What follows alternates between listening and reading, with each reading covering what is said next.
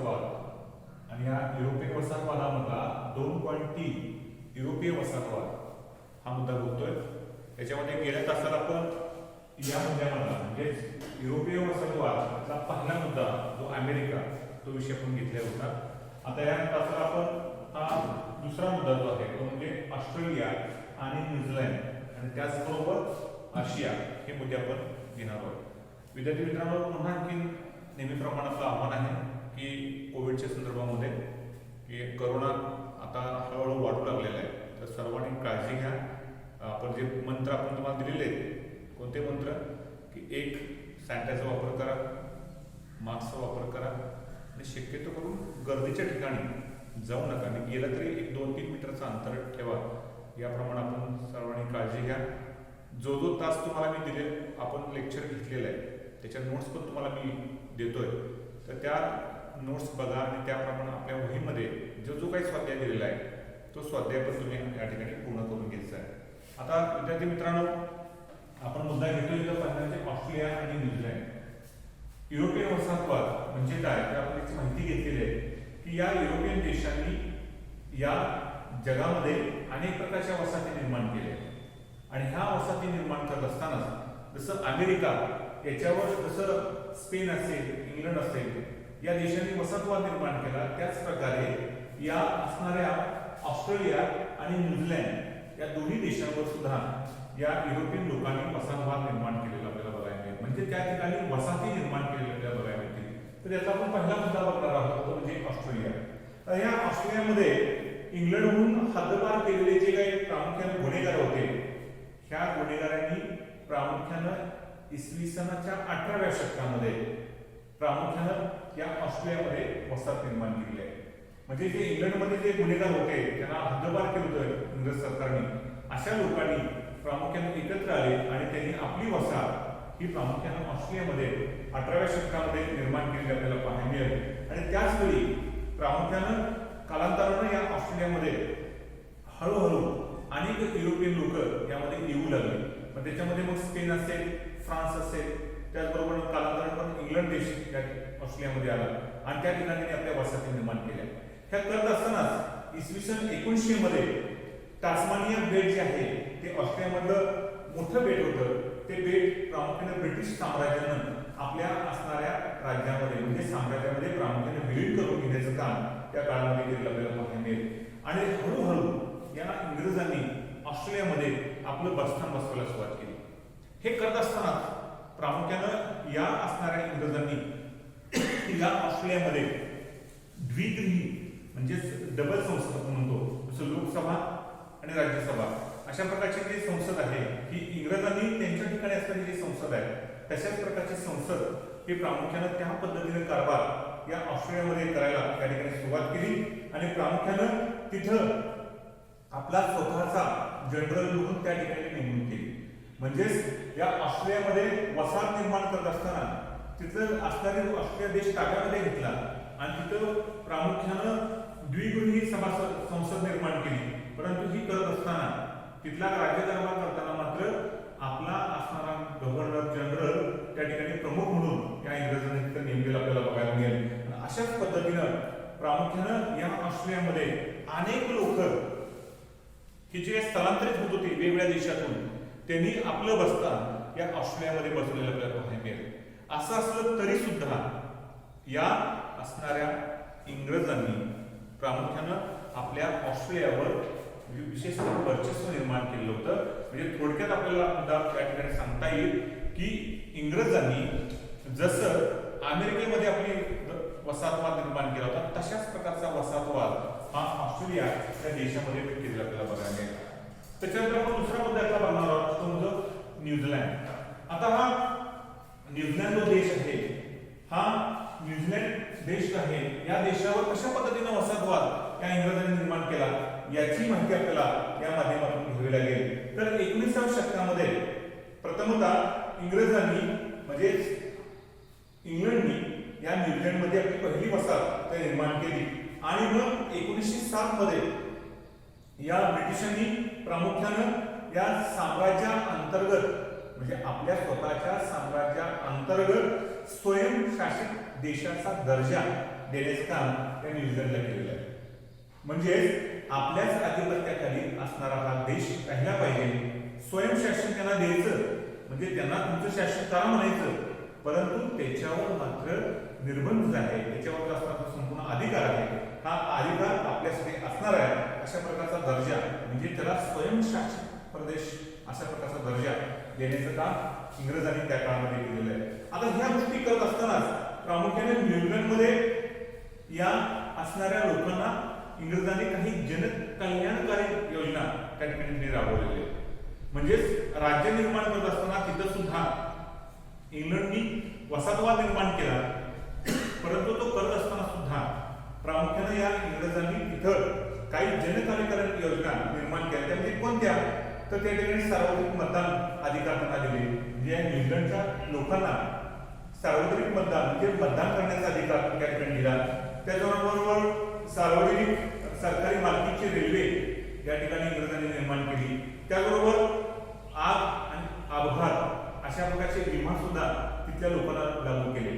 म्हणजे समजा आगीमध्ये जर एखादा माणूस मरण पावला असेल, अपघातामध्ये एखादा माणूस मरण पावला असेल, तर त्यांना प्रामुख्याने विमा देण्याची सोय इंग्रजांनी या न्यूझीलंडमध्ये केली आपल्याला पाहायला मिळेल. त्याचबरोबर वृद्ध लोक आहेत, ज्यांनी आयुष्यभर काम केलेलं आहे, सरकारी नोकरी केली असेल, अशा असणाऱ्या लोकांना सुद्धा वेतन देण्याचं काम सुद्धा म्हणजे निवृत्ती वेतन देण्याचं काम इंग्रजांनी त्या काळामध्ये केलेलं आहे. आणि त्याचबरोबर त्या ठिकाणी एखादा कामगार जर जखमी झाला असेल तर जखमी झालेल्या कामगाराला योग्य प्रकारचा उपचार आणि त्याचबरोबर जर तो जायबंदी झाला असेल तर त्याला चांगल्या प्रकारचा मोबदला देण्याचं काम सुद्धा इंग्रजांनी या न्यूझीलंड या देशामध्ये केलेलं आपल्याला पाहायला मिळेल. म्हणजे अशा पद्धतीनं प्रामुख्यानं या असणाऱ्या न्यूझीलंडमध्ये प्रामुख्यानं इंग्रजांनी अशा पद्धतीनं वसाहतवाद निर्माण करत असताना अनेक प्रकारच्या जनकल्याणकारी योजना राबवल्या की जेणेकरून तिथल्या असणाऱ्या लोकांचा आपल्याबद्दल असणारा जो दृष्टिकोन आहे तो बदलला पाहिजे. हा त्याचा महत्वाचा मुद्दा लक्षात ठेवा.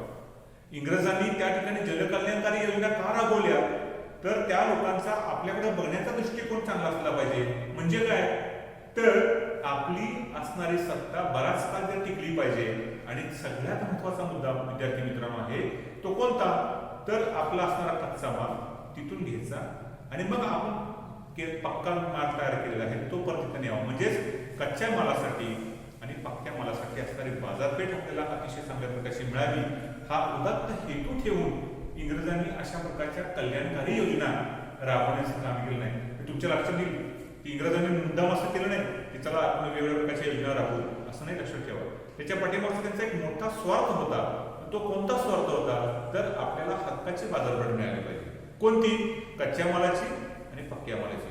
या उदात्त हेतूनं प्रामुख्यानं या इंग्रजांनी या न्यूझीलंड या देशामध्ये वसाहतवाद निर्माण करताना अनेक प्रकारच्या योजना सुद्धा राबवल्या की जेणेकरून आपलं राज्य बराच काळ टिकावं. हा त्याचा महत्वाचा मुद्दा आहे. आता हा झाला विद्यार्थी मित्रांनो हे दोन मुद्दे ऑस्ट्रेलिया आणि न्यूझीलंड. आता आपण त्याचा पुढचा मुद्दा घेणार आहे तो म्हणजे आशिया. आशिया खंड म्हणजे आपला देश. म्हणजे आशिया खंडामध्ये पाकिस्तान असेल, ब्रह्मदेश असेल, अशा अनेक देश आहेत. तर आशिया खंडामध्ये या इंग्रजांनी कशा प्रकारचा वसाहतवाद निर्माण केला याची माहिती आपल्याला या माध्यमातून पाहणार आहोत. आता आशियामध्ये पहिला मुद्दा आहे तो म्हणजे म्यानमार. आता पूर्वीचा हा जो देश आहे त्याचं नाव आहे ब्रह्मदेश. त्या देशाला म्यानमार असं म्हटलेलं आहे. आता असणारा हा जो म्यानमार आहे बघा, हा जो म्यानमार देश आहे तो नैसर्गिक दृष्ट्या अतिशय संपन्न होता. म्हणजे आशिया खंडातील म्हणजे भारताच्या जवळचा देश. भारतात सुरुवातीला हिंदुस्थान म्हटलं जात असेल तर हा हिंदुस्थान मधला भाग होता. आणि मग अशा प्रकारे प्रामुख्यानं या म्यानमारमध्ये म्हणजे ब्रह्मदेशामध्ये साधन संपत्ती प्रचंड होती आणि मग तिथं आपल्या हक्काची बाजारपेठ व्हावी म्हणून इंग्रजांनी प्रथमतः त्या ठिकाणी आपली सत्ता निर्माण करण्याचा प्रयत्न केला. आणि हे करत असताना इंग्रजांनी त्या म्यानमारवर आपला ताबा निर्माण केला. आणि हा ताबा निर्माण करत असताना 1760 पर्यंत बघा म्यानमारमध्ये 1760 पर्यंत त्या इंग्रजांनी एक क्षत्रिय अंमल निर्माण केला. म्हणजे कुणाला घेऊन दिलं नाही. मग स्पेन असू दे, फ्रान्स असू दे, जे युरोपियन देश बाकीचे असतील, पोर्तुगाल असेल, त्यांना मात्र तिथे येऊन दिलं नाही. एक क्षत्रिय अंमल या इंग्रजांनी या म्यानमारमध्ये केलेला आपल्याला बघायला मिळेल. आणि मग कालांतरानं 19व्या शतकामध्ये याच म्यानमारने मणिपूर जिंकून आसामवर आक्रमण केले कालांतरानं, म्हणजे इसवी सन 19व्या शतकामध्ये. तर अशा पद्धतीनं या म्यानमारमध्ये प्रामुख्यानं या इंग्रजांनी आपली सत्ता निर्माण करत असताना प्रामुख्याने या भागामध्ये सत्ता निर्माण करताना इंग्रजांचे 3 युद्ध त्या ठिकाणी झालेले आपल्याला पाहायला मिळतील. आता ही 3 युद्ध म्हणजे कोणती, तर त्याला म्हटलेलं बघा, पहिले 3 युद्ध लक्षात ठेवा. पहिलं ब्राह्मी युद्ध, दुसरं ब्राह्मी युद्ध आणि तिसरं ब्राह्मी युद्ध. अशा प्रकारचे 3 ब्राह्मी युद्ध या ठिकाणी झालेले आहेत. बघा,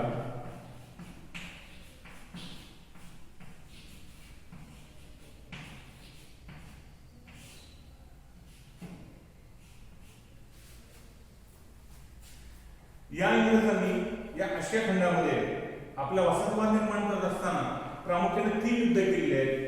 तर ती 3 युद्ध कोणती, तर पहिलं ब्राह्मी युद्ध, दुसरं ब्राह्मी युद्ध आणि तिसरं ब्राह्मी युद्ध. विद्यार्थी मित्रांनो, हा जो मुद्दा जो आहे तो तुम्हाला प्रामुख्याने दीर्घोत्तरी प्रश्नासाठी विचारला जाऊ शकेल, किंबहुना टिपा द्या यासाठी विचारला जाऊ शकेल. पहिलं ब्राह्मी युद्ध टिपा द्या, दुसरं असेल, तिसरं असेल, किंवा मुद्द्याच्या आधारे उत्तर द्या, किंबहुना सविस्तर उत्तर द्या. यासाठी हा मुद्दा लक्षात ठेवा, अतिशय महत्त्वाचा आहे. पहिलं ब्राह्मी युद्ध, त्याच्यानंतर दुसरं ब्राह्मी युद्ध,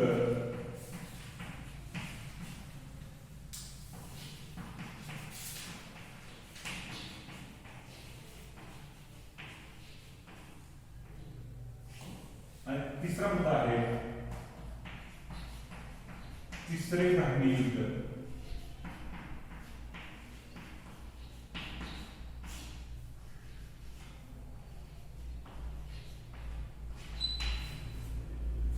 हे 3 युद्ध लक्षात ठेवा.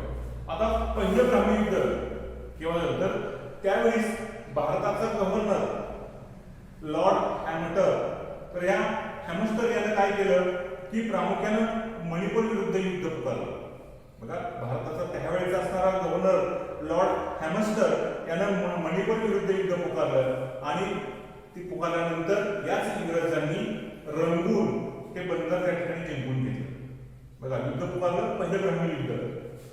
पहिलं ब्राह्मी युद्ध पुकारलं, ते भारताचा गव्हर्नर होता, त्या गव्हर्नरनं त्या ठिकाणी ब्राह्मी युद्ध सुरू केलं, म्हणजेच म्यानमारवर प्रामुख्याने आक्रमण केलं. ते केल्यानंतर रंगून हा प्रदेश जिंकून घेतला आणि या पहिल्या ब्राह्मी युद्धामध्ये प्रामुख्यानं कालांतराने ह्या म्यानमारला या इंग्रजांबरोबर तह करावा लागला, कारण इंग्रजांची ताकद मोठी होती आणि म्हणून कालांतराने या म्यानमार त्या देशाला प्रामुख्यानं त्यांच्याबरोबर तह करावा लागला. आणि तह केल्यामुळे काय झालं, तर बराचसा म्यानमारचा असणारा समुद्र किनाऱ्याचा जो प्रदेश आहे तो मोठ्या प्रमाणामध्ये इंग्रजांना द्यावा लागला आणि त्याचबरोबर आपल्या भागामध्ये असणारी जी खनिज संपत्ती आहे ती सुद्धा खनिज संपत्ती इंग्रजांना द्यायची. पहिल्या ब्राह्मी युद्धामध्ये म्यानमार या देशाला इंग्रजांनी तह केला आणि या तहाद्वारे या म्यानमार देशाला किंमत सोसावी लागली. संपूर्ण समुद्र किनारा इंग्रजांना फ्री देण्यात आला आणि तिथली साधन संपत्ती म्हणजे खनिज संपत्ती सुद्धा इंग्रजांनी आपल्या ताब्यामध्ये घेतली आपल्याला पाहायला मिळेल. आणि त्याचबरोबर या इंग्रजांनी लष्करी भरपाई करून तत्कालीन राजधानी म्हणजे म्यानमारची असणारी राजधानी आहे, तिचं नाव आहे एव्हा. बघा, एव्हा ही राजधानी म्यानमारची होती. ही म्यानमारची राजधानी एव्हा इथं इंग्रजांनी रेसिडेंट निर्माण केलं. आता बघा, प्रामुख्यानं इंग्रजांनी त्या ठिकाणी आपलं स्वतःचं केंद्र रेसिडेंट निर्माण केलं, म्हणजेच आपली राहण्याची व्यवस्था की जिथं आपले लष्करी अधिकारी आपली लोक त्या ठिकाणी येऊ शकतील अशा प्रकारचं रेसिडेंट त्याने निर्माण केलं. म्हणजेच पहिल्या ब्राह्मी युद्धामध्ये प्रामुख्याने इंग्रजांनी ह्या म्यानमारचा पराभव केला नाही, परंतु तहाच्याद्वारे त्यांच्याकडून अशा प्रकारच्या आठी निर्माण केल्या आणि त्यांना त्यावेळची असणारी म्यानमारची राजधानी एव्हा या ठिकाणी आपलं स्वतःचं रेसिडेंट निर्माण केलं. याचा अर्थ लक्षात ठेवा, रेसिडेंट निर्माण करणं म्हणजे काय, तर स्वतःची हुकूमत निर्माण करणं, म्हणजे स्वतःचं तिथं केंद्र निर्माण केलं, तिथे आपली वसाहत निर्माण करणं आणि या वसाहतीद्वारे त्या देशावर आपलं वर्चस्व निर्माण करणं हा त्याचा पहिला मुद्दा आपल्याला या माध्यमातून सांगता येईल. तर अशा प्रकारचं हे पहिलं ब्राह्मी युद्ध झालं. त्याच्यानंतर आपण दुसरा मुद्दा बघणार आहोत, ते म्हणजे दुसरं ब्राह्मी युद्ध. आता इंग्रजांचं दुसरं ब्राह्मी युद्ध कसं झालं बघा, तर प्रामुख्याने 2 इंग्रज नागरिकांना म्यानमारच्या प्रशासनानं दंड केला. म्हणजे इंग्रजांचे जे काही अधिकारी म्यानमारमध्ये होते त्या म्यानमारच्या असणाऱ्या अधिकाऱ्यांना म्हणजेच इंग्रजांच्या असणाऱ्या अधिकाऱ्यांना या म्यानमारच्या प्रशासनाने दंड केला आणि दंड केल्यानंतर त्याचं निमित्त साधून त्यावेळी भारताचा असणारा गव्हर्नर जनरल लॉर्ड डलहौसी या लॉर्ड डलहौसीनं त्यावेळेस जॉर्ज लॅम्बर्ट यांच्या नेतृत्वाखाली फोर्स ती म्यानमारमध्ये पाठवली. बघा छोटंसं कारण होतं म्हणजे म्यानमार प्रशासनानं ते इंग्रजांच्या लष्करी अधिकारी असतील त्यांच्यावर कारवाई केली असेल त्यांनी काही चुकीचं काम केलं असेल म्हणून आणि हे कारण निमित्त साधलं आणि भारताचे असणारे त्यावेळेचे गव्हर्नर जनरल लॉर्ड डलहौसी यांनी आपला असणारा त्यावेळेचा माणूस त्यांचा असणारा सेनापती जॉर्ज लॅम्बर्टसन यांच्या नेतृत्वाखाली फोर्स पाठवली आणि या ब्राह्मी सैन्याचा पराभव करून प्रामुख्यानं या असणाऱ्या लॅम्बर्टसन यांनी रंगून पेक आणि प्रो हे ठिकाणी त्या ठिकाणी जिंकून घेतली. म्हणजे सगळ्यात महत्वाचा मुद्दा असा तुम्हाला सांगता येईल की इंग्रजांना काही करून संपूर्ण म्यानमार हा देश आपल्या ताब्यात हवा होता म्हणून हे कारण आहे लक्षात ठेवा. दुसरं हे ब्राह्मी युद्ध झालं आणि लॉर्ड डलहौसीने फक्त कारण शोधलं आणि हे कारण शोधून ब्रह्मदेशात म्हणजेच म्यानमार हा जो देश आहे या देशातील असणारे जे काही प्रदेश आहेत रंगून असेल पेग असेल त्याचबरोबर क्रोम असेल ही ठिकाणं त्या ठिकाणी जिंकून घेतली आणि या विजयानं प्रामुख्यानं आपोआपच या असणाऱ्या इंग्रजांचा त्या म्यानमारच्या समुद्र किनाऱ्यावर आपोआपच ताबा निर्माण झाला. कारण हे तिन्ही प्रदेश तिन्ही ठिकाणं हे समुद्रालगतचे होते आणि ह्याच काळामध्ये लॉर्ड डलहौसीच्या नेतृत्वाखाली हे अशा प्रकारचे हे म्यानमारचे असणारे जे समुद्र किनाऱ्याचे प्रदेश आहेत ते जिंकून घेण्याचं काम या माध्यमातून केलं जातं. तर अशा पद्धतीनं ह्या म्यानमार देशाविरुद्ध ब्रह्मदेशाविरुद्ध असणारं दुसरं ब्राह्मी युद्ध याची आपण माहिती घेतली आहे. आता ते तिसरा मुद्दा आपण घेणार आहोत म्हणजे तिसरे ब्राह्मी युद्ध. आता तिसरं ब्राह्मी युद्ध म्हणजे काय तर प्रामुख्यानं त्या काळामध्ये 1885 दरम्यान या काळामध्ये म्हणजे 1885 कालखंड होता. तिसरं ब्राह्मी युद्ध 1885 इंग्रजांना या म्यानमारच्या विरोधामध्ये तिसरं ब्राह्मी युद्ध काय करावं लागलं तर त्यात छोटंसं कारण आहे. कोणतं तर या म्यानमार देशानं फ्रान्स या देशाशी संपर्क साधला म्हणजे त्यांच्याशी मैत्री केली. हे कारण डोक्यासमोर ठेवून या इंग्रजांनी त्या काळामध्ये प्रामुख्यानं या म्यानमारविरुद्ध तिसरं महायुद्ध पुकारलं. म्हणजेच ब्रह्मदेशांचा किंवा या म्यानमारचा फ्रान्स देशाशी संपर्क वाढू लागलेला आहे ही बाब त्यांना खटकली आणि हे कारण सांगून प्रामुख्याने त्या ठिकाणी त्यांनी युद्ध निर्माण केलं. आणि हे करताना प्रामुख्याने व्हिएतनाम इथं सुद्धा कालांतराने फ्रेंचांचा प्रभाव वाढत होता ही गोष्ट इंग्रजांना मान्य नव्हती. कारण म्यानमारच्या शेजारी इंडोनेशिया नावाचा देश होता आणि तिथं फ्रेंचांचं वर्चस्व वाढत आहे. कालांतराने हेच म्यानमारचे लोक जर फ्रेंचच्या बरोबर जर मैत्रीपूर्ण संबंध राहिले तर भविष्यात आपल्याला या व्हिएतनाममध्ये आपल्याला या म्यानमारमध्ये सत्ता निर्माण करता येणार नाही किंवा जास्त काळ आपण टिकू शकणार नाही म्हणून हे कारण सांगून त्या ठिकाणी युद्ध करायला लावलं. आणि त्यावेळी म्यानमारचा राजा त्याचं नाव आहे थिब्बा या म्यानमारच्या राजा थिब्बा यानं इटली आणि जर्मनी या लोकांशी व्यापारी करार केला. म्हणजे इंग्रजांना न विचारता व्यापारी करार केला. बघा हे तिसरं ब्राह्मी युद्ध जे आहे ते का निर्माण झालं तर पहिला मुद्दा आहे तो म्हणजे फ्रान्स या देशाशी संपर्क. दुसरा त्या म्यानमारचा राजा थिब्बा याने इंग्रजांना न विचारता त्या काळामध्ये प्रामुख्यानं इटली आणि जर्मनी या लोकांशी व्यापारी करार केला आणि तो करत असताना त्यांना त्यावेळी स्थान सहकार्य केलं. ही बाब इंग्रजांना मोठ्या प्रमाणात आवडली नाही. त्यानंतर थिब्बानं बॉम्बे बर्मा ट्रेडिंग कॉर्पोरेशन या ब्रिटिश व्यापारी कंपनीला दंड ठोकवलं. बघा म्हणजेच त्यावेळी ब्रिटिशांची कंपनी व्यापारी कंपनी तिथं होती तिचं नाव आहे बॉम्बे ब्रह्मो ट्रेडिंग कॉर्पोरेशन. या कंपनीला सुद्धा या असणाऱ्या राजानं त्या ठिकाणी दंड ठोकवला आणि अशा वेळी लॉर्ड डफरिन यानं तिसरं ब्राह्मी युद्ध सुरू केलं. लॉर्ड डफरिन हा इंग्रजांचा असणारा सेनापती लॉर्ड डफरिन यानं हे कारण समोर ठेवून या म्यानमार या देशांबरोबर तिसरं युद्ध ब्राह्मी युद्ध सुरू केलं आणि हे करत असताना प्रामुख्यानं तिथला राजा थिब्बा याला कालांतराने या इंग्रजांच्या समोर शरणागती पत्करायला लागली आणि याच थिब्बा राजाला या लॉर्ड डफरिननं आपल्याच महाराष्ट्रामधील असणाऱ्या रत्नागिरी ठिकाण आहे त्या रत्नागिरीच्या ठिकाणी प्रामुख्यानं या असणाऱ्या थिब्बाला नजरकैदेमध्ये ठेवलं आणि 1935च्या कायद्यानुसार बघा कालांतराने 1935चा कायदा इंग्रजांनी केला आणि या कायद्यानुसार म्यानमार हा भारतापासून वेगळा केला. बघा किती इंग्रज हुशार आहे. म्हणजे या थिब्बा राजाला तिथे रवानगी म्यानमारमधून आणून आपल्या महाराष्ट्रामध्ये रत्नागिरीमध्ये ठेवलं आणि ते ठेवत असतानाच कालांतराने 1935चा कायदा इंग्रजांनी केला आणि म्यानमार हा भारत देशापासून बाजूला निर्माण केला आणि कालांतरानं हाच म्यानमार हा देश भारताला स्वातंत्र्य मिळाल्यानंतर भारताचा आदर्श घेऊन इंग्रजांबरोबर संघर्ष केला आणि 1948ला हा म्यानमार जो देश आहे तो स्वातंत्र्य झालेला आहे. तर असा प्रदीर्घ कालखंड जसं भारतावर इंग्रजांनी वसाहतवाद निर्माण केला त्याच प्रकारे ह्या म्यानमारवर प्रचंड वर्ष या इंग्रजांनी त्यांच्यावर वर्चस्व निर्माण केलं आणि कालांतराने 1948ला हा असणारा जो ब्रह्मदेश आहे त्याला आपण म्यानमार म्हणतो तो कालांतराने स्वातंत्र्य झालेला आपल्याला पाहायला मिळेल. आता बघा रत्नागिरीमध्ये या थिब्बा राजाला त्या ठिकाणी ठेवलं तर 3 मोठी इमारती निर्माण केल्या, प्रशस्त इमारती निर्माण केली 3 मजली आणि त्या 3 मजली इमारतीमध्ये या असणाऱ्या थिब्बा राजाला ठेवलं होतं. कालांतराने याच इंग्रजांनी 1857चा उठाव झाला आणि या उठावामध्ये दिल्लीचा असणारा जो बादशाह आहे त्याचं नाव आहे बहादूर शाह याला रणधुमाळी ठेवलेलं आहे. कालांतरानं लोकमान्य टिळक यांनी सुद्धा इंग्रजांच्या विरोधामध्ये संघर्ष निर्माण केला. त्यांना सुद्धा कालांतरानं या मंडाल्याच्या तुरुंगामध्ये त्यांनी त्या ठिकाणी ठेवलं. त्या ठिकाणी लोकमान्य बाळ ठिकाणी गीतारस्य नावाचा ग्रंथ लिहिला. एबीसाठी मुद्दा लक्षात ठेवा.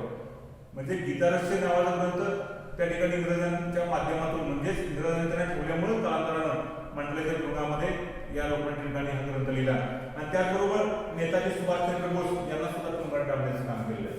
म्हणजेच हा मुद्दा मी का सांगितलं विद्यार्थी मित्रांनो की ज्या वेळेस या इंग्रजांना काही मोठ्या नेत्यांनी विरोध केला अशा वेळेस त्यांना त्या प्रदेशातून आणून दुसऱ्या प्रदेशामध्ये ठेवण्याचं काम या इंग्रजांनी केलं आहे जेणेकरून त्यांच्या माध्यमातून कालांतराने उठाव होऊ नये हा त्यातला एक महत्त्वाचा मुद्दा या माध्यमातून आपल्याला सांगता येईल. अशा पद्धतीनं हा जो म्यानमार जो प्रदेश आहे तो म्यानमार प्रदेश सुद्धा प्रामुख्यानं इंग्रजांनी त्या काळामध्ये जिंकून घेण्याचं काम केलं. अशा प्रकारे ऑस्ट्रेलिया, न्यूझीलंड आणि आशिया खंडामधला असणारा जो म्यानमार आहे या म्यानमार अशा पद्धतीने वसाहतवाद निर्माण केला पाहायला मिळेल. आता त्याच्यानंतर या आशिया खंडामधला पुढचा मुद्दा आपण याच्यामध्ये घेणार आहोत तो कोणता तर पुढचा देश आहे तो देशाचं नाव आहे दुसरा देश नेपाळ. आशिया खंडामधला असणारा दुसरा देश जो आहे तो म्हणजे नेपाळ. हिमालयाच्या पर्वत रांगामध्ये वसलेला नेपाळ त्या नेपाळमध्ये ब्रिटिशांनी सुरुवातीला आपला प्रतिनिधी पाठवला.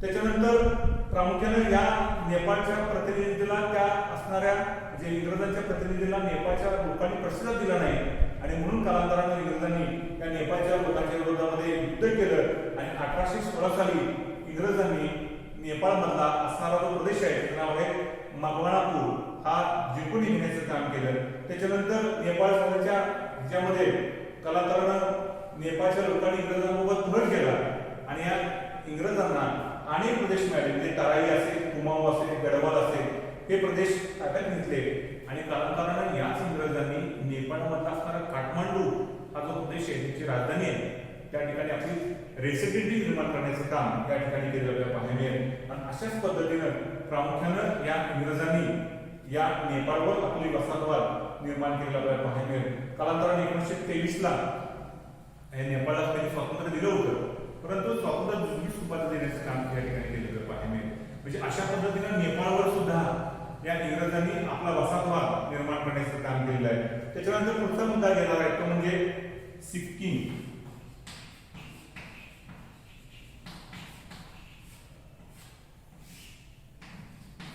सिक्कीमचा प्रदेश सुद्धा अतिशय निसर्गदृष्ट्या सक्षम असा प्रदेश होता आणि भारताच्या उत्तरेवर विशेषतः सीमेवर भूतान, बंगाल, नेपाळ आणि तिबेट या सगळ्या प्रदेशामध्ये या सिक्कीमच्या सीमा आपल्याला घेतलेल्या पाहायला मिळतील.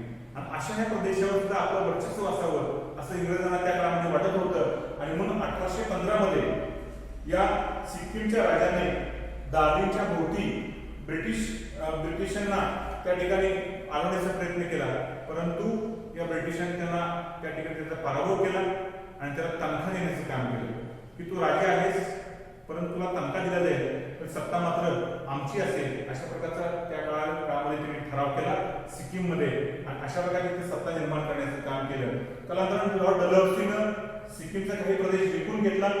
1886 मध्ये तिबेटने सिक्कीमवर हल्ला केला, त्यावेळेस या तिबेटवर इंग्रजांनी त्या काळामध्ये कारवाई केलेली आहे. म्हणजे तिबेटच्या लोकांनी सिक्कीमवर कारवाई केली, त्याचवेळी इंग्रजांनी प्रामुख्याने तिबेटवर कारवाई केली. आणि 1890 मध्ये ब्रिटिश आणि चीनच्या धर्मानुसार सिक्कीम इंग्रजांचे संरक्षित राष्ट्र या ठिकाणी मान्य करण्यात आले. बघा 1890 मध्ये म्हणजे चीनला असं वाटत होतं तर भविष्यामध्ये जर हा सिक्कीमचा प्रदेश त्यांनी पूर्ण ताब्यात घेतला तर आपल्याला पण अडचण येईल. आणि म्हणून इंग्रजांबरोबर या चीन या देशाने सुद्धा त्यामध्ये सिक्कीममध्ये आपलं वर्चस्व राहावं किंवा तिथल्या प्रदेशामध्ये आपली सत्ता निर्माण राहावी या दृष्टीकोनातून इंग्रजांबरोबर तह केला.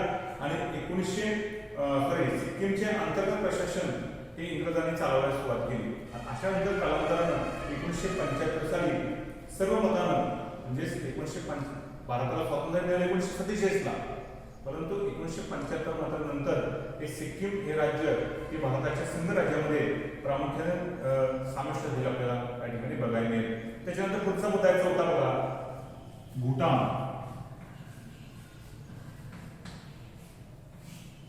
या भूटानमध्ये सुद्धा इंग्रजांनी आपली वसाहत निर्माण केली. कारण आपण मुद्दा बघतोय रशिया, त्यातला पहिला मुद्दा आपण बघितला म्यानमार, नेपाळ, सिक्कीम आणि भूटान. तर अशा या भूटानवर सुद्धा प्रामुख्यानं भौगोलिकदृष्ट्या अतिशय चांगल्या प्रकारचा प्रदेश होता. आणि म्हणून वॉरेन हेस्टिंगने या भूटान देशावर सुरुवातीला मैत्रीचे संबंध प्रस्थापित केले.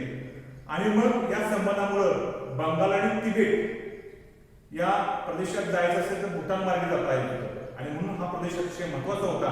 आणि म्हणून प्रामुख्याने 1841 मध्ये ऍशले एडन यांना भूटान विरुद्ध या ठिकाणी आक्रमण धोरण स्वीकारलं. आणि 1865 मध्ये या भूटानचा त्यांनी पराभव केलेला आहे. 1865 म्हणजे बंगाल असेल, तिबेट असेल, चीन असेल या भागामध्ये जायचं असेल तर भूटान हा देश अतिशय महत्वाचा होता.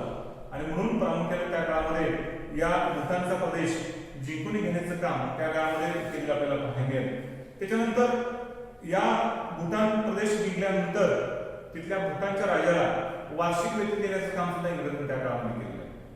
म्हणजेच एखादा प्रदेश घ्यायचा आणि तिथे जो राजा आहे त्या राजाला वार्षिक वेतन देण्याचं काम त्या ठिकाणी केलं. आणि मग या भूटाननं या इंग्रजांच्या राज्यकारभारामध्ये हस्तक्षेप करू नये अशा प्रकारची सूचना त्या राजाला केली आपल्याला पाहायला मिळेल. आणि मग अशा पद्धतीनं प्रामुख्यानं 8 ऑगस्ट 1949 ला भारत आणि भूटानचा करार झाला. आणि भूटाननं परराष्ट्रीय धोरण स्वीकारलं. आणि कालांतरानं भारताची भूमिका त्यांना मान्य झाली. आणि कालांतराने इंग्रजांच्या तावडीतून हे राज्य बाजूला पाहायला मिळेल. त्याच्यानंतर पाचवा बघा तिबेट. पाचवा आशिया खंडामधला देश आहे तो म्हणजे तिबेट. आता हा जो तिबेट जो आहे तर तो दलाई लामाच्या प्रभावाखाली असणारा हा प्रदेश आहे. आणि हा दलाई लामा हा रशियाला अटकाव करणे आणि आपल्याला व्यापार वाढवणे हा इंग्रजांचा उद्देश होता. म्हणजे दलाई लामा हा तिबेटचा प्रमुख होता आणि त्याच्या माध्यमातून तो रशियाला विरोध करेल आणि आपल्याला त्या ठिकाणी प्रामुख्यानं व्यापार वाढवेल ह्या उद्देशाने तिथे आपली वसाहत असली पाहिजे या दृष्टिकोनातून इंग्रजांनी त्या काळामध्ये प्रयत्न केला. आणि लॉर्ड कर्झनच्या काळामध्ये इंग्रजांच्या फौजा तिबेटपर्यंत पोहोचल्या आणि ल्हासापर्यंत पोहोचल्यानंतर त्या ठिकाणी सत्ता निर्माण करण्याचा प्रयत्न केला. अशाच काळामध्ये 1907 मध्ये इंग्लंड आणि रशिया करारानुसार तिबेटचं असणाऱ्या चीनचं वर्चस्व त्या ठिकाणी तत्वाचा त्याला मान्यता दिली. म्हणजे कालांतरानं वसाहत निर्माण करण्याचा प्रयत्न केला. आणि मग कालांतरानं इंग्लंड आणि रशिया यांच्यात करार झाला आणि तिबेट या प्रदेशावर चीनचं वर्चस्व असावं अशा प्रकारचा करार मान्य केला. आणि कालांतरानं हे जो तिबेटचा प्रदेश आहे तो कालांतरानं चीनमध्ये गेलेला आपल्याला पाहायला मिळेल. तर अशा पद्धतीनं विद्यार्थी मित्रांनो, तर ह्या पद्धतीनं ह्या तिबेटवर सुद्धा अशा प्रकारे वसाहतवाद निर्माण केला बघायला मिळेल. तर विद्यार्थी मित्रांनो, आज आपल्या ह्या तासाला आपण हे सगळे मुद्दे पाहिलेले आहेत. म्हणजेच प्रामुख्यानं ऑस्ट्रेलिया, न्यूझीलंड, त्याच्यानंतर म्यानमार, नेपाळ, सिक्कीम, भूतान आणि तिबेट, म्हणजे ऑस्ट्रेलिया आणि न्यूझीलंड आणि आशिया खंडामध्ये कोणकोणते देश आहेत याच्याबद्दल आपण माहिती घेतलेली आहे. आता राहिला ह्यातला शेवटचा मुद्दा आहे तो आफ्रिका. तो आपण नंतरच्या तासाला पाहणार आहोत आणि त्याचा स्वाध्याय काय आहे तो नंतरच्या तासाला आपण त्याची माहिती देणार आहोत. झालेला भाग तुम्ही व्यवस्थित त्याचा अध्ययन करा. त्याच्या असणारे जे स्वाध्याय जे आहेत ते प्रश्न आहेत मी तुम्हाला देणार आहे. धन्यवाद.